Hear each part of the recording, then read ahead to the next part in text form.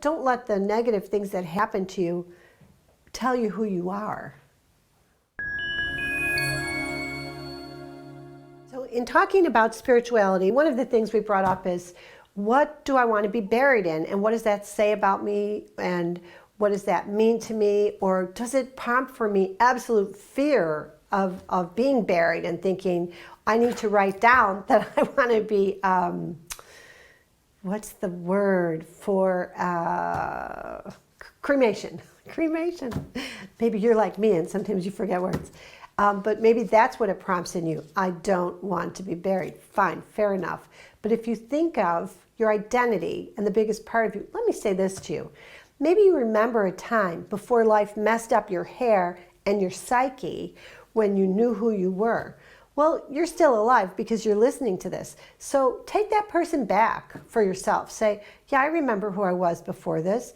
I remember being happy. I remember being kind of confident in my athleticism or my curiosity or my kindness, whatever it was. Take it back. Don't let the negative things that happen to you tell you who you are. You transcend those. We're meant to transcend those, and we can do it. You might say the suffering was too great. She doesn't understand. You're correct about that. You know why? Nobody does. Nobody understands the full extent of your suffering but God, but the people who have gone before you, who have infinite wisdom and infinite knowledge, and who can help you. So maybe you don't believe in God, but there's someone who died before you whom you loved and whom you know loved you. Well, you can think that person just disappeared into a chasm. They're just gone. And that certainly is how it feels for a year or so. But then something else happens, doesn't it? The terrible human grief suffers, and we begin to relate to that eternal person who loved us differently. And they still, for us, mirror us back, remind us of who we are, or let's say, who we were before we were hurt. There's a trick.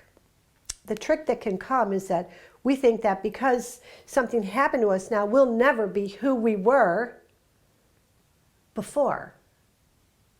That's a trick. Figure it out. Who were you before you were hurt? And look at that person and say, you know what? I'm taking me back.